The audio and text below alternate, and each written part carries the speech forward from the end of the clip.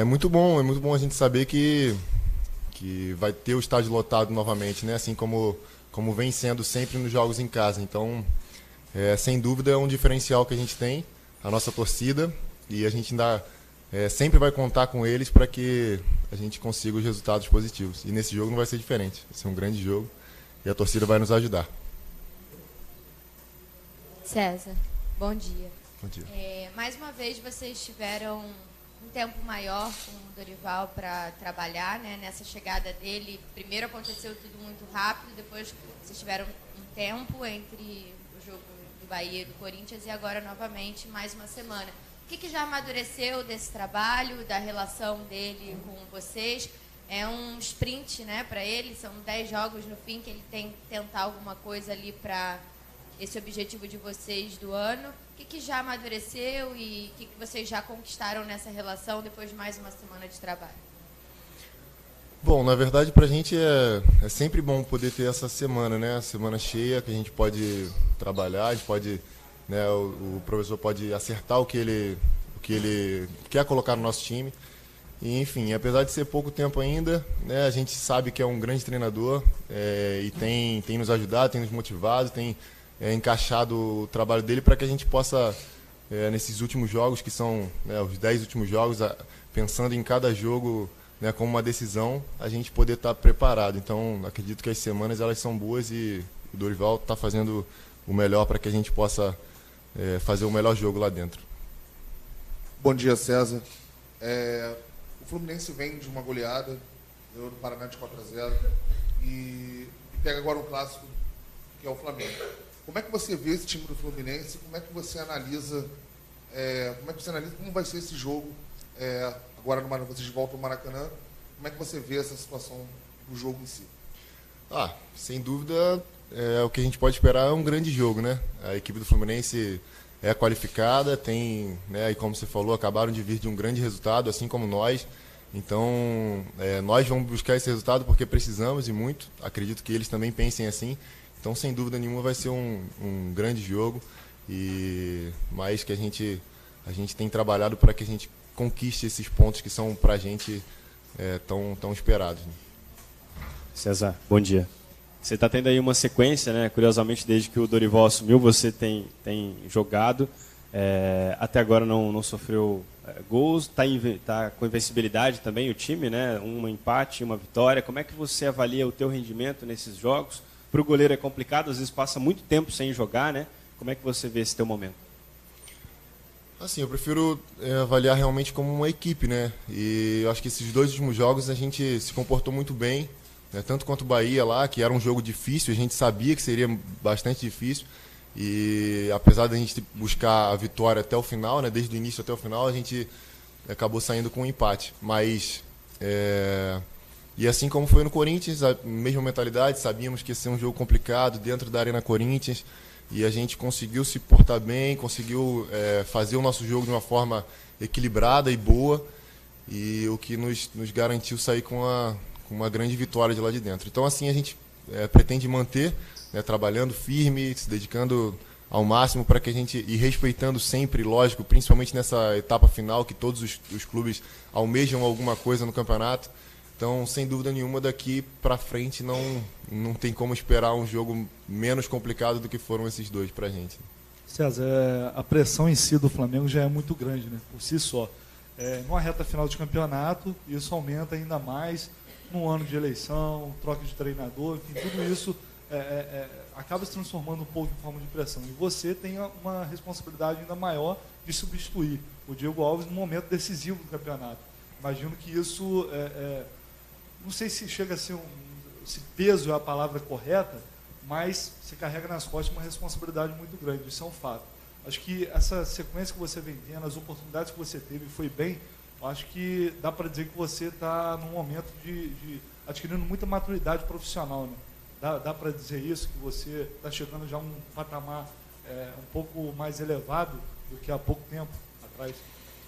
Assim, na verdade a gente, como goleiro, né, e como na nossa profissão, a gente entende que as coisas acabam acontecendo dessa forma. A gente nunca vai, nem sempre a gente consegue esperar que vá ter uma oportunidade amanhã ou depois. Então, o que a gente aprende é que a gente precisa estar preparado sempre, né? E trabalhando, se dedicando da mesma forma, seja jogando ou seja aguardando a vez de jogar.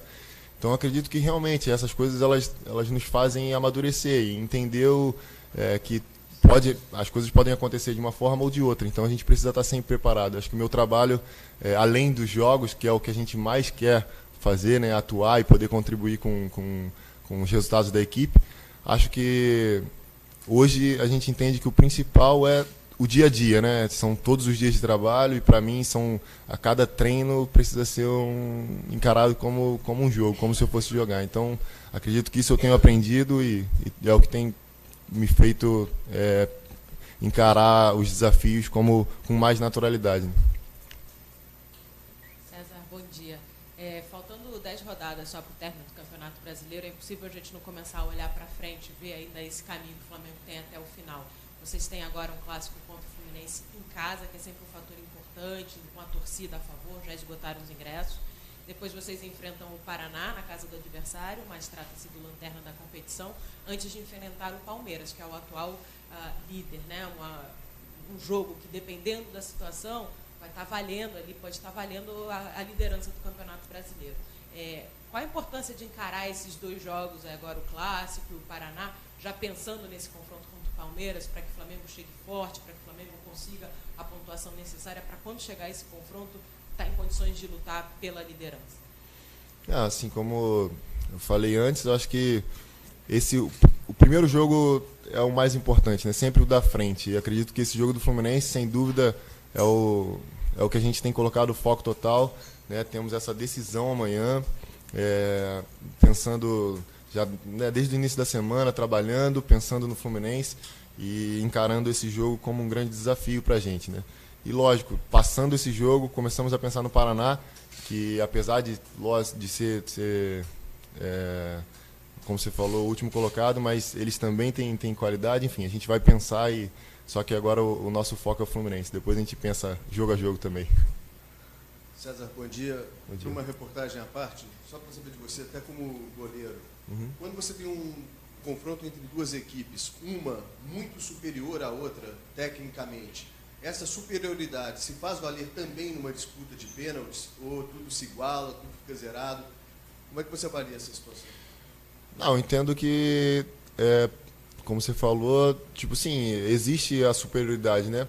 Só que no futebol nem sempre ela se faz presente no campo, porque existem vários fatores e as coisas que a gente não prevê também, né? Pode ser que uma equipe que esteja mais desfavorecida no campeonato consiga chegar e equilibrar o jogo na vontade, enfim, ou talvez em alguns momentos que conte também com a sorte. Então, por isso que o futebol é tão emocionante, né, e tão apaixonante, as coisas podem acontecer. E nos pênaltis, eu acredito também que o trabalho e o treinamento diário realmente dá confiança e faz com que o cara chegue, né, mais preparado para encarar os desafios lá. Mas que também existe o fator que pode acontecer de, ainda que o cara treine e etc., ele acabe errando. Então, enfim. Mas uma equipe que é muito melhor do que a outra, isso vale também nos pênaltis ou não? É uma outra história? Não, pesa sim, pesa sim. Eu acho que, como eu falei, o cara, se eles estão melhores preparados, certamente vão ter uma vantagem. Não que isso seja totalmente determinante, porque pode acontecer da equipe inferior, teoricamente, vencer a disputa. Certo? Bom dia, César. O cenário de agora é muito parecido com 2009. Não sei se você já parou para reparar isso. O ponto de virada ali foi um clássico contra o Fluminense, com 2 gols do Adriano. Nas últimas 10 rodadas eram 3 confrontos diretos na briga pelo título. Os rivais eram os mesmos, Inter, São Paulo e Palmeiras. Tinha confronto com o Palmeiras, enfim.